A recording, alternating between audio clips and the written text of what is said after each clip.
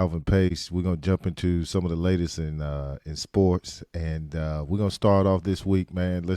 We got NFL is cooking up, getting closer to regular season game, but we got a lot of things going on in the thick of the preseason. So Pace, kind of, let's jump into it. Let's share your thoughts on some of the things you've seen so far in the preseason, and kind of what you want to share your thoughts on.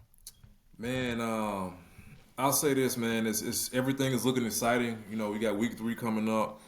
Some good games last weekend. Saw some good young talent, specifically at the quarterback position. I'm going to say something that might be a little alarming to you, and it was the most glaring thing was watching the Steelers play, man. And I don't think they have an answer at quarterback. I don't think that, and part of the reason why it didn't look good at quarterback because the offensive line just wasn't getting any push. The starters gave up 3 sacks. The right tackle in particular, second year player. And I know things are supposed to be really, really vanilla in the preseason, but you're still supposed to be able to block the man in front of you. You're supposed to be able to make tackles. That's where the hard work kind of comes out, and they just didn't. They weren't clicking on offense. So I think it's unfair to judge Justin Fields or Russell Wilson. I will say, if I were in front of the men and in charge of things, I go with Justin Fields just because of what he can do with his feet. I think they're gonna struggle at the receiver position. They really got George Pickens. I think the defense is gonna have to be big early in the season so they can kind of get started. But outside of that, man, I mean, I got some notes. I mean, I watched Green Bay and Denver play. They got a young quarterback they picked with the 12th pick, and Bo Nix from Oregon. Looked really good, man. Efficient, good accuracy. Made a lot of plays with his feet, whether it's keeping the play alive or going to get some yards. And I think that's kind of a prevailing theme for some of these young quarterbacks in particular. Is it's cool now when you don't see it or you don't understand the look to just take off. And that's kind of what they're paying for now because we've had this conversation off air, man. That's the hardest thing in the world. I'd rather face Tom Brady any day of the week than play Lamar Jackson. Because I know at the end of the day, I know where Tom Brady's going to be. Lamar Jackson might be anywhere on the field, and then he might just raise up and launch it 80 yards. So some of the young quarterbacks have kind of displayed that. When I was speaking about Bo Nix, man, even just to kind of speak to some of his efficiency, man, the kid was in the total preseason, he's 23 of 30 for 200, 3 yards, 2 touchdowns, no turnovers, no sacks. And that's kind of impressive for a young guy first time, especially playing for a coach like Sean Payton. Kind of proven quarterback guru, real stickler, but a guy who's had Drew Brees for a number of years, brought a Super Bowl to New Orleans. So that's a good sign. I mean, that's still going to be rookie struggles. I mean, it is what it is. Same thing with Jaden Daniels out of Washington, man. Really been efficient, superb athlete, man. Really showed why he was the best overall player and getting the Heisman last year. And I think things are looking up. Everything I'm reading out of Washington, man, they really feel good about that kid. And I think more so than anything, what I kind of read into it was they believe in him, which means they're gonna follow him. So that's a good thing. I'm sure Dan Quinn got a good plan for him. He was my defensive line coach my first year in New York. Dan's a really good coach, good player coach, and good person, better person than a coach. So I think that's a good situation. With the Giants, man, you got Daniel Jones, quarterback, man, playing against the Texans last week, had a bonehead interception, which kind of been his MO, interceptions and injuries. And you would think, a guy 6 years in wouldn't be making some of the mistakes he made, interception for a touchdown. I think the shining star on their team is young kid Malik Neighbors out of LSU, man. Took him with the, I think, ninth overall pick. No, Yeah, sorry, fourth overall pick. yeah. Man, he's somewhere in between Odell Beckham and Jamar Chase for the Bengals. I mean, and that's high company. You know what I'm saying? He's got it all. Speed, the power, the body control. Made an amazing catch on the sideline. So, in a perfect world for the Giants, man, they get the passing game going because they gave up. They pretty much said, "Hey, man, this ain't Saquon's team anymore. This is Daniel Jones' team. We're paying him 40 million." So that speaks to we're gonna be putting the ball in the air. You know what I'm saying? And then just kind of going down my list, man. I mean, and I'm speaking more to rookies, some of these first year players, because a lot of the vets only played a couple series, some not at all. Jacksonville got a receiver, Brian Thomas Jr. out of LSU, 6'4", 6'5" kid, 4'4", low 4'4". You know what I'm saying? Really good body control, made some good catches, a good route runner, kind of showed up. So things are looking up for him. Drake May, kind of all over the place in New England, but they've already said, man, it's gonna be a red shirt year for him, which I love. I mean, there's no point in putting a kid out there with a roster that doesn't speak to playoff potential. Same thing with kind of J.D. McCarthy. We talked about him a little bit. He's down with a season-ending meniscus tear. And, you know, I hate to see anybody get hurt, let alone the preseason, but you know, it's time to learn. It's time to get better mentally. You know, come back stronger. And when he was in, he was doing well. So you know, it's a shame he didn't have, but you know, a couple games to kind of sit with him for the rest of the year. But I mean, you know, he still got time in Minnesota. Going to the Bears, man. Caleb Williams, man.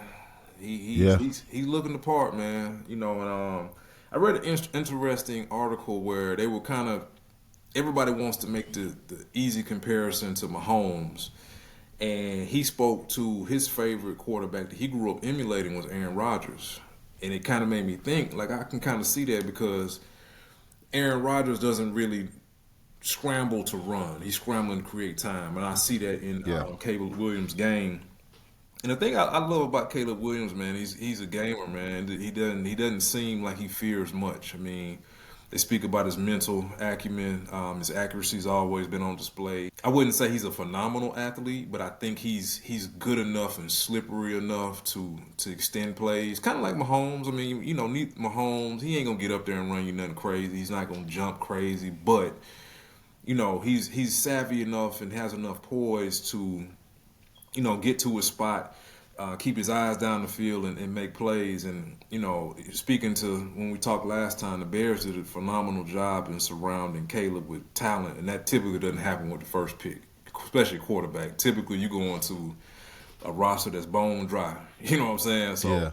they did some good for the young man to get him some talent. And then man, I want to touch on something, man. I typically, you know, we haven't had a chance to do this, man, but Malik Mustafa, man, from Wake, man, the safety, came out early last year.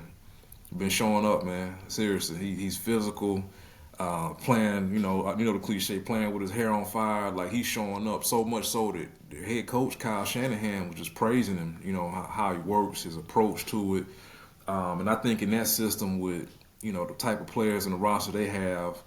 You don't hope anybody gets hurt, but I think he could be a kid where, you look up and you see him on some packages late in the year. I think he'll be good on special teams early. And, man, that's always good to see, the Wake guys doing their thing. Jesse Bates been playing for a long time. Zach Tom doing well in Green Bay. I'm really hoping Sam Hartman gets a chance, you know what I'm saying? Maybe not as a starter, but I think he deserves a spot in the league, man.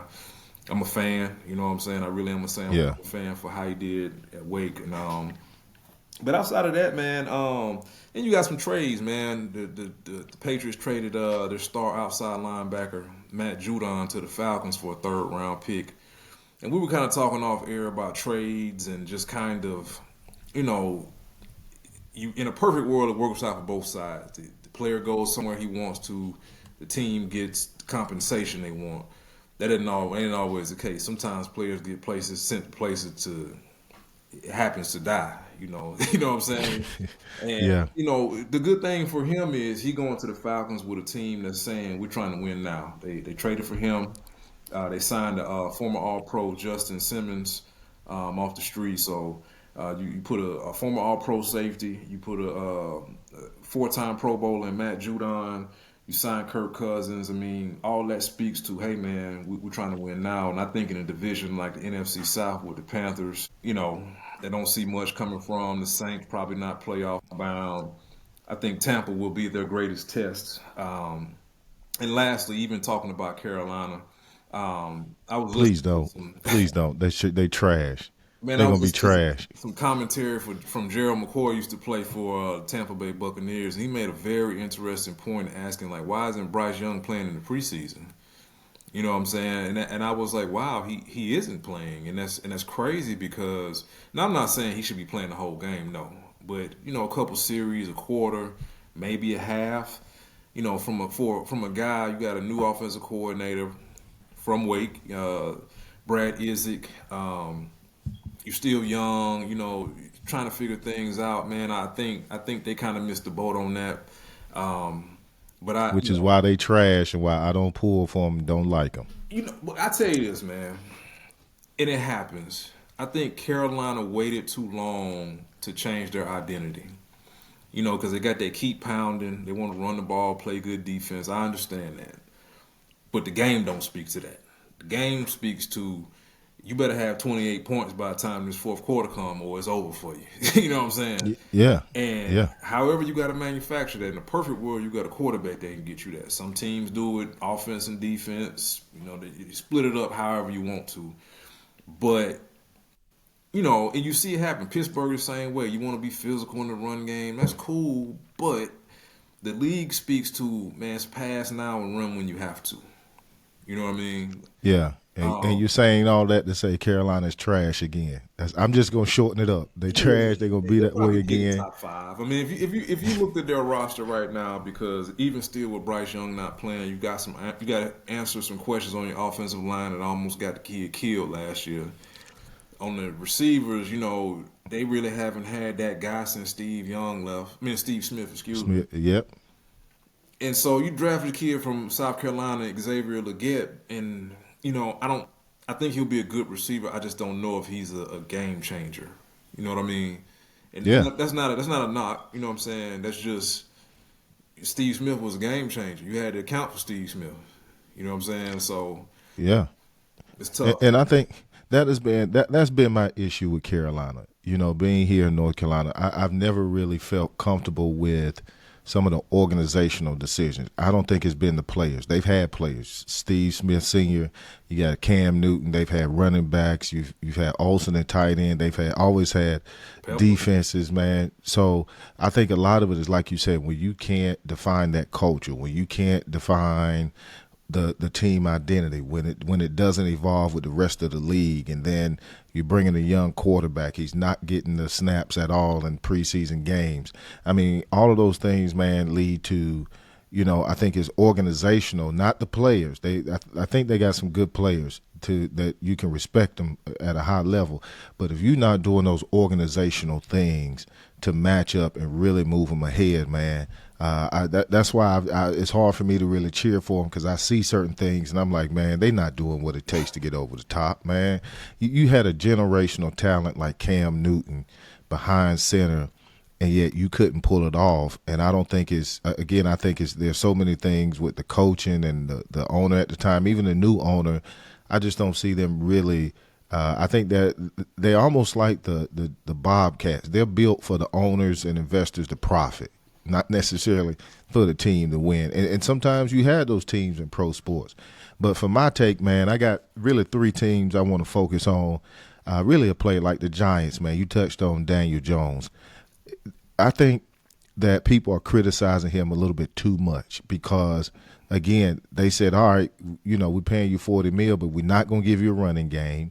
You don't have a veteran star at all on that offense. Yeah, you got an O-line that's looking pretty decent, but he doesn't have a star to throw to. And he's coming off a knee injury from last year. So you got a quarterback with a knee injury. You don't have I don't think they have a Pro Bowler anywhere at wide receiver, at tight end.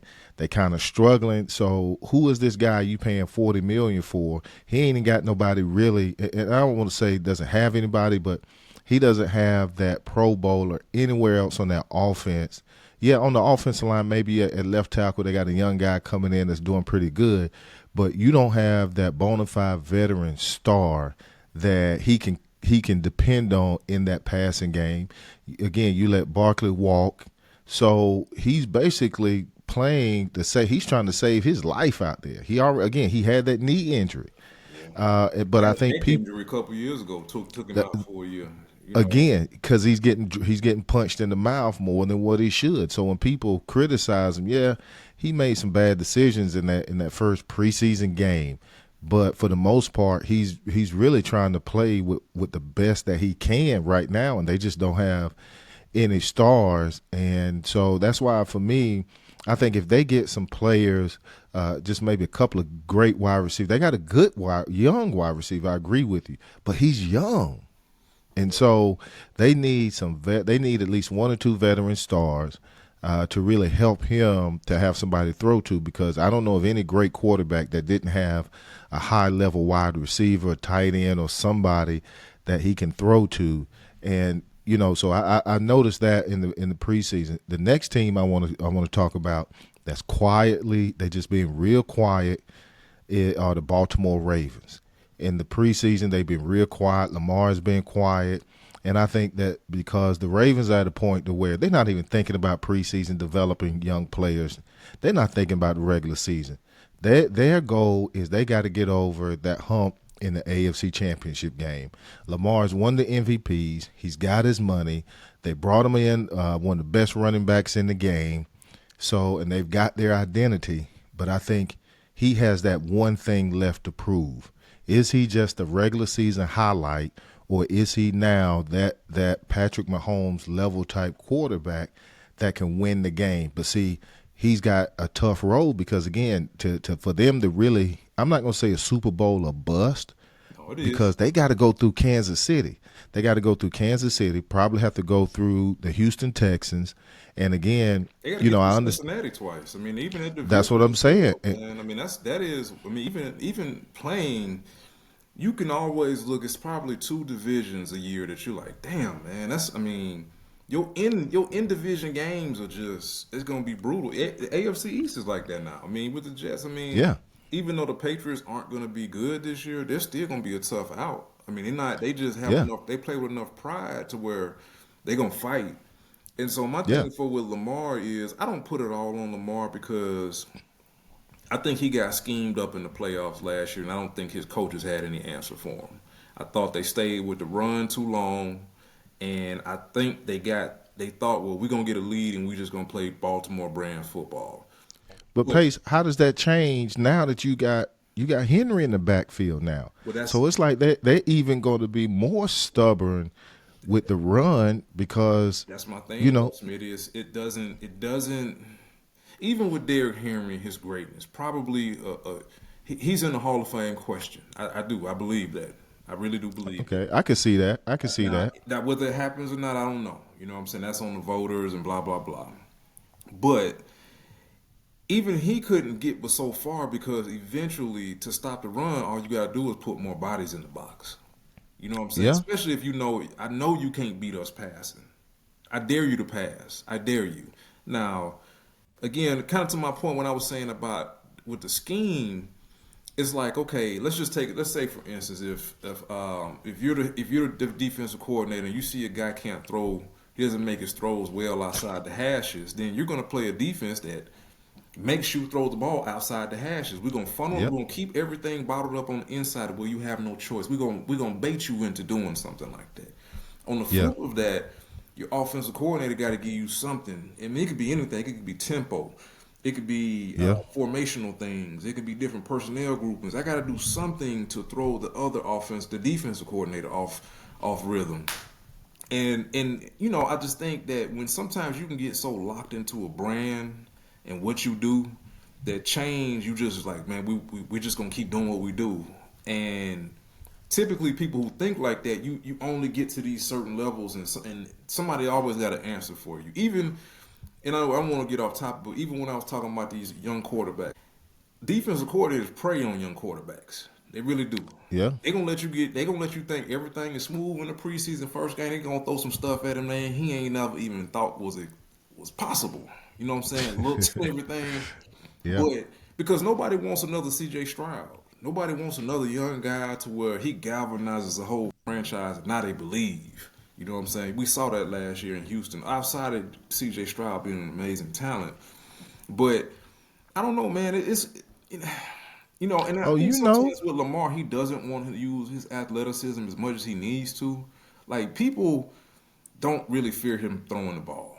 That's not saying he can't do it at a high level, but if I had to choose between you beating me passing and you beating me my legs, I'm gonna take it all day. I'm gonna make you throw the ball all day long. When you But start that's the getting these thing. with them They legs, don't have to stop his pass. That's what I'm saying. That's why for me, but I think that with that Ravens team, I'm just saying they're moving along quietly, not making a lot of noise, but I do think because to them they've got to it's now I'm not going to say it's now or never, but when you look at the shelf life of a running back, Henry ain't got but a few more miles on him. I'm not trying to jinx him or anything, but just looking at the reality because he's a punishing type runner. And again, you're still in that division, and even though the Steelers may not be what they normally are, that's still going to be a tough battle. You got well, Cincinnati twice, and Cleveland had so #1 defense in the league last year, and they got it. They got probably the best defensive player doing it, Myles Garrett. I mean, if you so want to see somebody unblockable, watch him every Sunday. Ain't nobody blocked him yeah. yet. You know what I'm saying? So that's what I'm saying, man. They've got, but I still think that I don't like to say Super Bowl or bust, but he's gotten his money. He's won the MVPs, but when you've got to go through Patrick Mahomes and that machine that they've created, I don't know if they are built to beat Kansas City So because that's who they ultimately got to go through. So let me ask you this And then, since you bring up yeah, Kansas City, do they make it unscathed again? Because it's tough. It keeps getting tougher and tougher. Because you literally are everybody's Super Bowl. You know, and injuries do well, happen. Well, again, barring any major injuries to their core, who is built to really knock them off? And that's when I looked at the Ravens, and that's what I'm saying. I don't think the Ravens really is giving a damn about anybody on their schedule. I think that they know they're built for the playoffs, and they are trying to build a team to beat Kansas City and get to the Super Bowl. They have to, or I think if they don't get it this year, then they start to break that team up because you're paying everybody. Lamar got his money, and they didn't pay Lamar for what he's done. They're paying Lamar to get them over the hump. And can he, in his style of play, can he get over the hump? And I'm just not sure, but I just think that when I look at the preseason, man, went back, looked at the team. Again, they're quiet in the press. You know, of course they made some trades, got some young players like everybody did, but I think they've already got their eyes on the NFC Championship. I mean, the AFC Championship and trying to knock off Kansas City. Will that bite them in the butt in the regular season? Maybe, maybe not. But I think that they're moving along quietly. And on another note, man, you brought up the Falcons. I think they're building a team to win right now. Also, man, they've got some good players. You got Cousins at quarterback, but you also have a great backup that might be seeing some time. Just depends on how things go with the starter. But I think again, if they can get some momentum, run through that division, and get some confidence going, they may be there at the end to really throw some wrinkles in there. But again, so I'm really looking at the Falcons, man, and how they're doing the preseason to see how things go, man. And I think this is going to be a season to watch a lot of different players and teams in the NFL. I think when Tom Brady retired, yeah, you got Patrick Mahomes, but you need some other faces to emerge to really support the league and spread the brand. And so I think, I think again, I really think Houston may be, I don't want to say a surprise, but I think that they're going to be a team that the Ravens may face, or they may end up surprisingly knocking off Kansas City because, there's nothing more scarier than a young team who ain't got shit to lose. I'm gonna be honest with you, man. If we lined up, if you told me Houston and Baltimore played, I'll even say in Baltimore. I right now I'll probably say Houston gonna win that, just based on who they added, the momentum, and then you got to always get down to quarterback versus quarterback. Can And there it so and is. so outduel so and so? There And it I is. mean, outside of youth, when I say youth, I'm talking about C.J. Stroud because I feel like Yeah. that moment, the playoffs is like that's a different animal. That's when everything matters. A missed tackle, everything is more magnified. I think he's built to overcome what he did last year. But even in saying that, stepping back to the Falcons for a second, I'm gonna tell you who the X factor for the Falcons is, and it's the head coach Raheem Morris, man. Yeah. I think everything I've ever read on him, even back when he was a head coach in Tampa, he was the youngest head coach. Everybody always spoke highly of his character and how he motivated men, how he was a good leader of men, which is hard to find. I mean, everywhere he's been, everybody spoke glaringly about his character. They ain't even had to get into his X's and O's, which is highly thought of as well. And I just think you know how it go, man. When you get a coach that people believe in, Yeah. and he's treating everybody fairly. He's criticizing people who even stars. Hey, I'm call you out. That ain't right. That's not how we do things. And he's able to get people.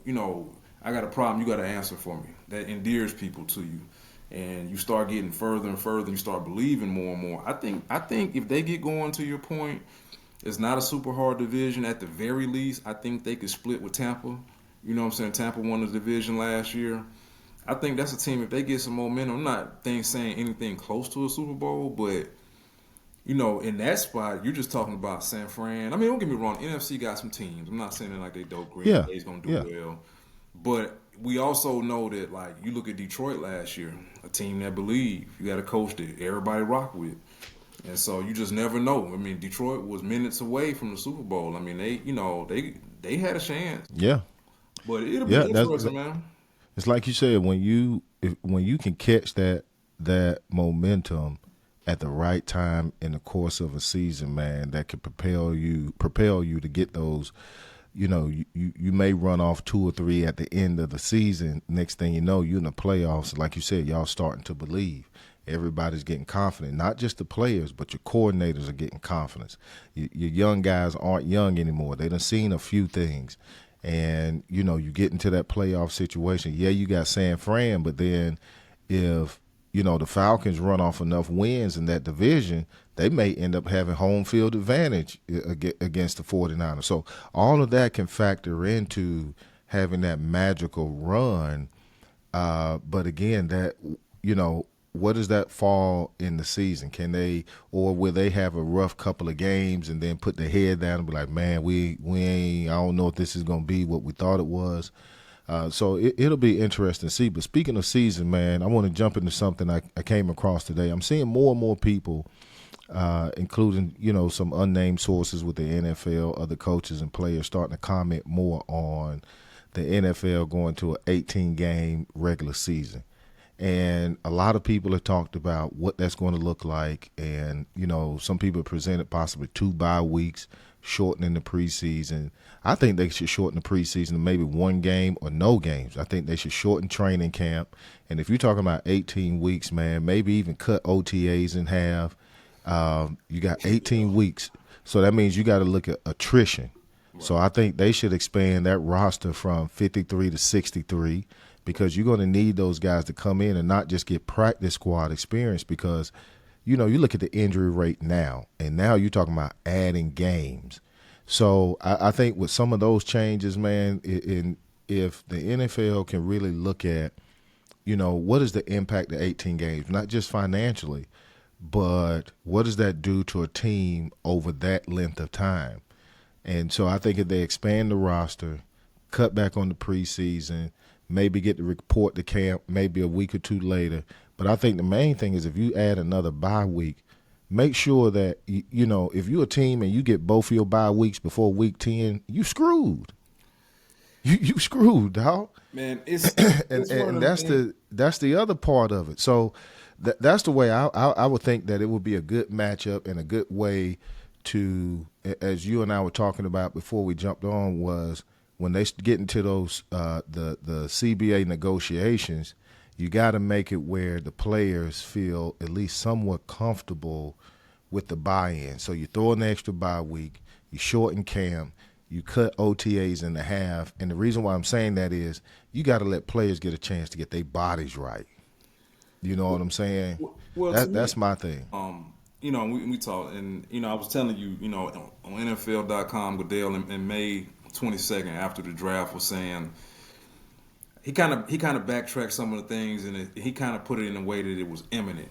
Eventually, it wasn't anything kind of on the right now horizon, because essentially, in a perfect world, that would happen after you renegotiate the CBA, right? Because Yeah. if not, I was just reading through, doing some research on the players' end. They were saying that would give the players more upper hand to ask for more concessions and more of a piece of the pie. As of right now, with the CBA they under right now, the players are getting 46%.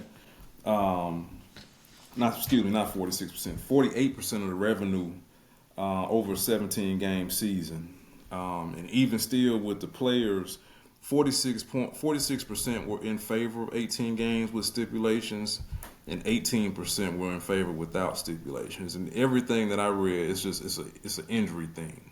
And even Roger Goodell was saying like, you know, revenue is there, more exposure is there. You essentially would extend the season to the third week in February and President's Day, which the NFL, Yeah. we've talked about this, is football in every month almost now. And so Yeah. now, and don't get me wrong, I ain't mad at watching football in February. You know what I'm saying? But even Roger Goodell was saying quality of the game. So meaning, if we add another game, which is more injury risk, what is the game going to be looking like in Week 18? Are we still even going to be looking at the same Carolina Panthers? It could be you could have literally a whole new starting offensive line. I mean, injuries happen. I mean, I seen guys have season-ending injuries in an individual drill. They weren't Yeah. even going against nobody. You know what I'm Yeah. saying? And so I think realistically, even you even spoke to the bye week. Like, I think for this to work and for it to be safe, you got to include science. And what I mean by that Yeah. is, we need to be tracking players. We need to be tracking their playing time. We need to be doing, whether it's blood work, whether it's, I mean, you got to do a lot because, man, you cannot run your product in the ground. Because Yeah. the reality of it is, once you get past your starters, your supplemental guys who play some in packages, your true backups, this is a steep drop off in talent. It really is. And when I say talent, not just athletic talent. I'm just saying from the standpoint of experience, you know, Yeah. and you don't want the game. You don't want a Super Bowl with two teams that's been limped into the Super Bowl. Everybody else Yeah. literally we it's a mass unit. That's the last thing you want because then you got to talk about recovery for the next year. You made a good point Yeah. about OTAs. If you're gonna do that, 18 games, even 16 when I was playing, I mean it's a long season, Smitty. That So and that's what I was saying, man. When you get players here, and this is just my idea to preserve the quality of it.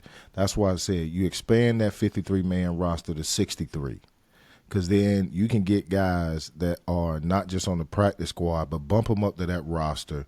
Let them really get some quality time to come in and really develop, get some game time, and not just be practice squad guys. And I'm gonna go as far as say add an additional 1 or 2 rounds to the draft because you're gonna need players to, like you said, deal with that attrition. Or what is going to happen? Guys are going to get hurt, and then you're going to end up scrambling in the free agent market, and then picking up guys that hadn't played in a year that have to come in and fill in an emergency spot. And guess what? From that TV, you negotiate that revenue now to the point where you could pay a 8th, 9th round pick to put him on the roster. You see what I'm saying? you know what this is though, Smitty is interesting. You said that adding rounds. This will be the true chance for the NFL to basically start themselves a minor league system, right? Yeah. If you add more rounds, you put more players. Now you have a chance to actually develop them. You know what I'm Yep. saying? Take coaching staffs. I mean, you can expand your coaching staff. Hey, Yeah. y'all go. They play. Let's say they play an 8 game season, right? Still got NFL coaching. You still working out with the players. Give them a chance to really develop. This ain't like a whole nother league where we still got to go pluck you from that. You know what I'm saying? We don't have any Yep. hands on you to technically know what you're doing. I mean, it might be something. I mean, you talking about Yeah. money, people gonna watch it. You know what I'm saying? Yeah. Whether you take it as a minor league concept, we didn't have it at Wake Forest, but a lot of colleges got JV teams. You know what Yeah, I'm they saying? they used to have them back in the day. Everybody had a JV team. You didn't play until no freshmen played. They had a chance to develop, and hell, not even just player development. You got a lot of young coaches that need developing. That's the piece nobody ever really talks about. Is we so focused on player development, we don't talk about coaching development. You might be able to bring that coach up from the college ranks or someone that has worked their way up through the NFL ranks and give them a shot to get a chance to get that game feel. Maybe you get a young coordinator that can call some play or something like that. And when you got coaches that develop, players that develop, like you said, why not expand it? Why not add to help solve some problems? Why not add 2 or 3 coaches and then 2 additional medical staff that you can add?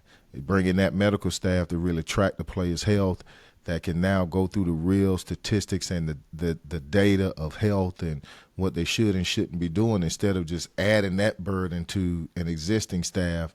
And then therefore I think you enhance the quality of it.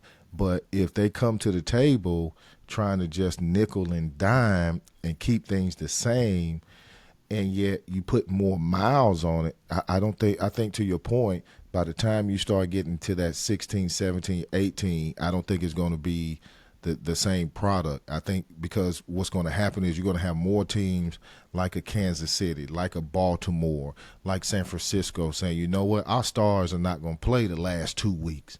Well, you don't. Even if you do incorporate that, you want some players in there. Make it useful. You know what I'm saying? Load management don't work. Ask the NBA, because then eventually, ticket prices are already sky high. Like I can go to a Hawks game for $80. I can get me a solid seat. You know what I'm saying? Yeah. Parking. Yeah. I can catch an Uber over there. You know what I'm saying? Whole evening. You can get courtside at a Bobcats game for $20. But I say this though, and I didn't want to interrupt you with the 2 bye weeks. If they're gonna do it, has to be one of them has to be mandatory. Nothing. You can't. Yeah, that's what I was going to say. Those bye weeks can't be at the coach's discretion where they say, well, if y'all win, then I give you a day off. No, it should already be written in that these 2 bye weeks are actual bye weeks. Not, no, well, if you play well, you get this day off. If you don't, we still get to bring it. Nah, coach. And that's what I'm saying. The biggest way to help player safety is player rest, in my opinion. Yeah. Because again, you're talking about a sport where it's 100% injury rate. 100%. We know that. It's 2 things they tell you when you come in your first day. It's 100% injury rate, and the moment we draft you, we're looking to replace you. We're looking for your replacement. It's the 2 things that everybody gonna let you know. I want to make this point too, Smitty, man. And it's, don't get me wrong, I enjoy any type of football. I watch Pop Warner football. But, when you start speaking about taking away the preseason, man, I would say one of the joys that I used to have is watching guys fight for a spot. You know what I'm saying? Yeah. And I'm going to tell you, guy, man, I literally seen this guy make a team, and he became a star in New York. It's Victor Cruz. Victor Cruz got off on us in the last preseason game. I'm talking about got busy, Smitty. And they couldn't deny him. And then we looked up. Yeah. They was talking about, he was like, I feel like he was on the practice squad a little bit. Some injuries happened. He stepped in next thing he was salsa dancing the next decade. and everybody loves a success story. You know what I'm saying? I've been in the space where I had to go earn it too. Even as a first round draft pick, man, I had to go out there and get busy. You know what I'm saying? I know how I feel hey man, you better go do that. And so, see, when I say take away preseason, what I mean by that is, let players cut it back to where players may report a week later than normal. But when I think of preseason, cut out the useless preseason games. Right. Cut some of them down. You know what I'm saying? Still create opportunities where they can fight for a position. And to me, when you have more teams now that may have a 1 or 2 day session where, say the Giants, and I think they've got Green Bay that they have a joint practice with coming up. Yeah, use some of that, but let the still create a platform where young players or can fight for a spot, or that veteran can get that spot on a team, but don't have a full, I think because you got 18 games, when you talking about a game atmosphere, everybody's got to participate. What I mean is you putting your medical staff on game, your operations in a game atmosphere, and that gets tiring over the long haul. So, again, the quality of the game, that's what I'm saying. When you expand that roster, man, and you add additional rounds, let them jokers go out there and fight. But don't beat them up before they get into this grind of an 18 game regular season, especially your stars, man. No, that's an excellent point, Smith, and I didn't think about that. That even in a 16 game, 4 preseason game, and hopefully the playoffs, man, everybody's taxed. Your janitor, Yeah, your equipment guys, everybody's taxed to the max because every day you're expected to be at your absolute best. So I've yeah, seen seasons where you have a good season and you have a few injuries. And I've seen seasons where in 1 week every single training table is full. yep. Everybody banged up, you know what I'm saying? And so I know when I was in New York, man, I personally thought they was the best in the league. Man, them dudes did any and everything that you would ask for to keep you healthy. Man, they was spending. I mean, they was there more. They spent more time in the building. They spent with their families, and so now you add That's what two I'm more saying. games to that, and that's taxing on them. They're, it's proven, with sleep and other things. Man, you're not as sharp. You know what I'm saying? So Yeah, it's don't get me you don't wrong. want that joker. It's built on capitalism. I get all that, but I think Yeah, you got to take a step back and say, wait a minute, man. This product ain't like this ain't Heinz ketchup. Well, hey man, we need yeah. 20 more million bottles. Cool, we got you, boss. You know what I'm saying? We just got it. Just ain't. Because you don't want that trainer, man, that's taping your ankles all of a sudden to be worn down at the end of the season. You want them sharp. You don't want that medical staff, when they trying to see if you need a MRI or whatever, to be frustrated just because they've been there for a long time. You want people fresh and excited and engaged. So the best way to do that is rest, but also help, man. Get them some help. Allow a team to expand their coaches, because again, coaches get tired too, man. Yeah. They get tired. So what to some people may seem like not a big deal. Well, it's just another game. Well, there's so many moving parts and so many important people beyond just the players and coaches that play a role in making that thing jump off, that I think if they do that, and I'm not saying they won't, but let's take a comprehensive look at how do we make sure that in week 7, that in the 17 and 18 games, that when it comes down to that part, we're still putting out good products and our players are as fresh as they can be, and ready to go. Because again, I don't want it to become like the NBA. Well, them jokers don't really start playing until what, late spring? You know what I'm saying? And your fan base gets mad too when you spend There money it is. and LeBron ain't playing and There Kawhi it ain't playing. is. And I get it. Don't get me wrong, man. You can't, as a player, man, you can't go out there and risk a season because, these fans are cheering for you and they paid their money. Man, hey, look, I just can't go today. That's Yeah, if it's a couple games for a legitimate injury, that's different. But if yeah. it's like, hey, man, we took a long flight. We've been on the East Coast. I need a few to come on, man. People not gonna go for that in the NFL. And then too, Yeah. man, really the biggest thing, if I'm an owner, I look at the possible revenue, but I also look at, I mean, even with the Jets last year, we had Aaron Rodgers with 4 plays. Our season was over after 4 plays, Smitty. Yeah. So you're adding another game onto Patrick Mahomes' body, arguably the best quarterback we've seen since the GOAT left the game. If Patrick Mahomes retired right now today, he's the first ballot Hall of Famer. Yeah. Ain't everybody in the country know that. We ain't got to argue about that. Now you're just putting him at more risk, and you're essentially putting your money at risk too. I'm healthy. But you and I both know, man, every time you step on there on the field, it's just There's a another chance. chance. That is, what I'm There's a saying. chance. So speaking of the NFL and changes, man, I want to jump into something real quick before we get off. And I saw with the NFL is they're looking at instituting, and I know they've been doing it some in the preseason. They're testing a tracking system designed by this technology company called Hawkeye Innovations. And what they're going to do is add cameras to stadiums to track players, officials, and the ball.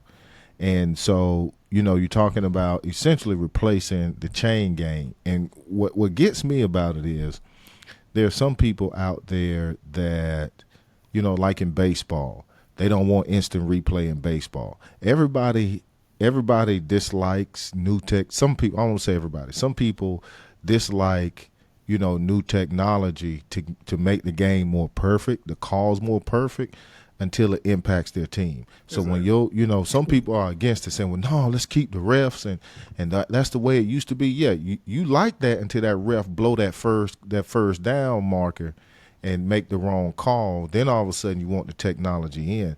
And I think that again, when you have fans that pay the money they pay, when you have players essentially putting their body on the line, you want to make the calls as perfect as you possibly can. A referee shouldn't be taking a card out of their pocket and using it just to see if it's a first down or not. Come on, man. You got a family that paid $300-$400 for their seats, and you got a game or a drive that could be determined by the thickness of a card, man. And we got the technology has been there. And so I like the fact that the NFL is doing that, and in my opinion, being kind of proactive about it.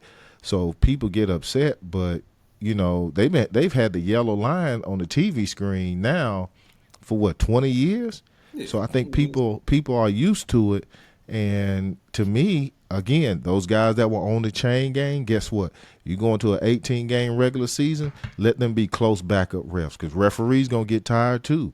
So you don't have to get rid of them, but why not make things like refereeing more perfect? So then, because again, as a referee, you don't ever want to become the star of the show. And this brings it closer to eliminating that. Here's the thing that we even used to talk about as players is like, why do they get older gentlemen to be referees? I mean, you talking about I'm impartial, but I think it's true. You're probably talking about the best God-given athlete, all-around athletes on the face of the planet in football. They're just getting bigger and faster, and you asking these older gentlemen, who most of them, I mean, I'm not saying they're out of shape. I'm not saying that they don't run and keep themselves able to move around, because they do. But I just think you would be better served with a younger brand. Start rolling in guys in their maybe early 40s. And I know it's probably just an experience thing. You haven't lived long enough. I think some of it probably is maybe the possible corruption thing. It's probably harder to get to an older guy and just hit him with, "Hey, man, missed this call for $1 million." I don't know. I mean, we've seen NBA referees throw games. Tim Donahue, that whole situation happened. That's real. You know what I'm saying? Maybe that's the case. And I know the chain game definitely was all a bunch of older gentlemen. I like it. I think this is a perfect time to test. You have a duty to get it right every time. I really do. Guys put too much on the line every single day for you not to do everything you can to get it right. The flip of that too, you got Vegas involved. Anytime you got that money floating around, you got to get it right too, because you mess around and you putting that card in there and it don't work out for somebody's team, it's going to be a problem. Man, remember that story of the cat, the game, he was in baseball. He was a pitcher for the Detroit Tigers. He had a perfect game going, and the umpire on first base blew the call. There was no replay, no nothing. I mean, he blew the call. It was obvious to everybody. They did a follow-up story on him where he felt like, he thought that was the end of his career. And I'm just saying, something like that should not ever be a spotlight of your game. Again, when you have a game where, as a referee or umpire, where human error can fuck it all up, guess what? Human error will fuck it all up. And so the thing is, you just don't know when it's going to happen. And that's, to me, that's not a special part of the game when you have technology that can help make it more perfect. Again, this dude, he had a perfect game going, and yet this umpire blew it for him. Not another player. It wasn't a home run. It was a throw to first base, and the umpire did. And here's the thing, you can't go back and change it. That's the other thing. So if you can eliminate that part of it, then why not? So when I hear people say, well, why not keep it? And this, everybody, people say that until their team lose over that human error. Then all of a sudden it's let's get rid of it. And I like that the NFL is, taking a step forward and trying to institute that technology. And hell, even basketball is now, instituting the replay. But it's like, why did it take so long? Why keep putting the game in the hands of the referee when it's so much at stake, man? People don't like change, man. That's the Yeah, hardest thing in the world, and yeah, it's crazy because you can search social media however you search it. But like for myself, I'm looking at a lot of football. I'm looking at current stuff, and a lot of old stuff comes up. Even when we're playing, I'm looking at a clip.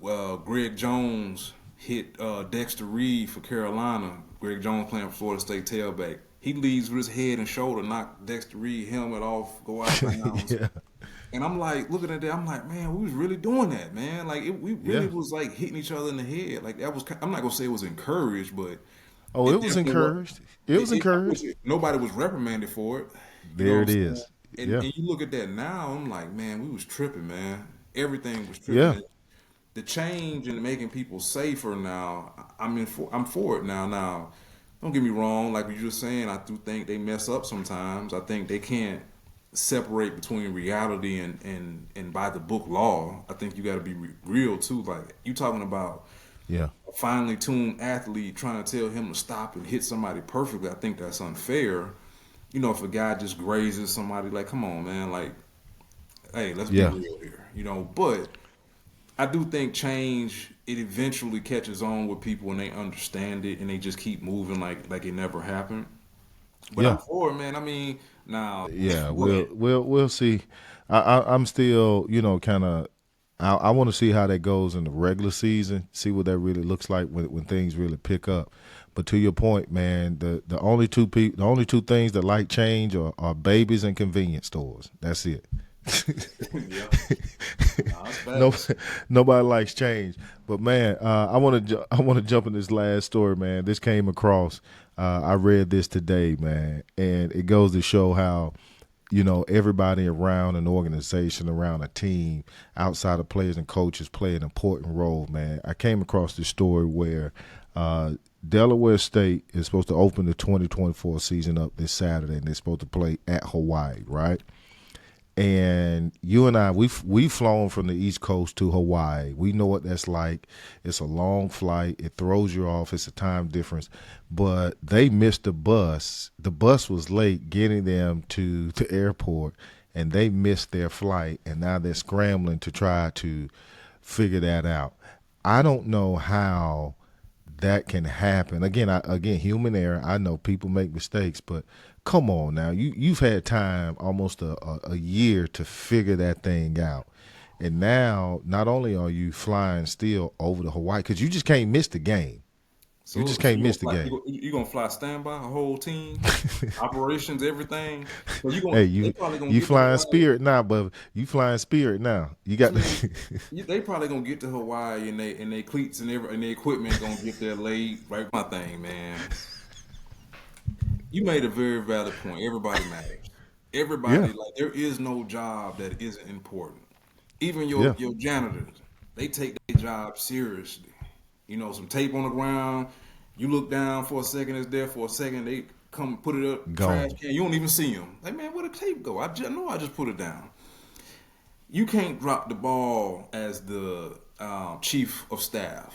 You Yeah, know, yep. uh, The operations guy. that's man. Honestly, man, operations and head coach is the two biggest things, and outside of athletic director. But in terms of keeping your program rolling to be able to do Yeah, stuff, that's meals, that's buses, that's hotels, sometimes tickets. That's all this little stuff that nobody thinks about. So for you yep. to drop, and one thing I can't understand is Delaware is closer to Philly than it is JFK. The People flights are can't, cheap. Flights out of there are cheaper. man. I and on a more serious note, man, I can't speak for you because you was older when we played in the Aloha Bowl. I still remember that trip. That was one of Yeah, the best weeks of my life. yeah, I guarantee you, there's still guys on that team who haven't been to Hawaii, but they remember that yeah. trip. So, it's the sad part for me is there's guys on Delaware State team who might not ever make it to Hawaii, and if this game That's the thing. ever gets if it happens to get canceled, I mean, I'm pretty sure they paid Delaware to play them, Delaware State, excuse me. So they So missing yeah, that money. You bring that money back on. You know what I'm saying? Yep. And And see, it's gonna be a TV. See, now not only do you miss the money that Hawaii was paying you, and again, that wasn't a cheap game for Hawaii. So you're missing that money, and you missing the chance to be on television because it ain't a lot of games on this week. So you missed that opportunity all because you wanted to save $20 by flying out of JFK instead of going right there to Philly and flying out of there. And so now you think about it. Think about it, man. You talking about a college team. So you talking about cats 17, 18 to maybe 21, 22, whatever. And now they know this is all messed up. So mentally they out of it. They were already thinking maybe we ain't got a shot playing against Hawaii. So now they mentally out of it. Now you got to rush and scramble to probably try to find a charter flight, which is going to cost you more. And your players, and then wait now, you talking about a 10.5 hour flight. So yeah, Joker's gonna be getting taped on the plane. They're gonna be because they're gonna have to go from the. dripping off the baggage. You got a helmet. You got a helmet and airplane peanuts in your hand. So you're gonna have guys getting stretched in the back of the plane. So you're gonna have to go from the plane to the bus to the stadium. Supposedly try to play against a fresh Hawaii team that has been waiting on you, and then you're gonna have to get right back on it and get back and see. So, like, to your point, man, those positions that people don't see, they don't hear about, like the operations person, the training staff. See, all of that now is off, and guess what? That's how you start your season. Equipment. See, that stuff typically goes a couple of days ahead of time, or in that case, they probably was on that plane. Spirit ain't gonna let you throw no shoulder pads on their plane now. You can't do that. You can't go to Spirit with a bunch of equipment saying, "Hey, can we throw this under there, whatever?" And we've seen situations where, sometimes they'll have an 18-wheeler, that leaves out ahead. See, now with that, everybody had to get on that plane. So now what do you do? So now you're scrambling, trying to figure all of that out, and just made your job tough. And it may not have been the school. It may have been the charter bus company they was using. They're not really saying right now in the press. They haven't come up with the specifics around, where the transportation went wrong. But it goes to show, man, they either went cheap on the transportation route. I think they did. I think they may have. Tried to hit up. They tried to hit up Charlie, and Charlie wasn't there on time. He had something to do. Now everybody. Now you got your football team on the subway train. Man. Pace, man. This has been another dope show, man. We got to come back. We're gonna come back on again and talk about some more stuff. I think you got the college football season, all that jumping off. Labor Day weekend is gonna be a big weekend again for college football. The jump off, we got to give top 25 picks, man. Talk about that, and then we also got to we're gonna have to figure out where the hell Delaware State is. So in the next show, we're gonna give an update to see if they actually made it over there and watch how they played, man. All right, man. Take it easy, man.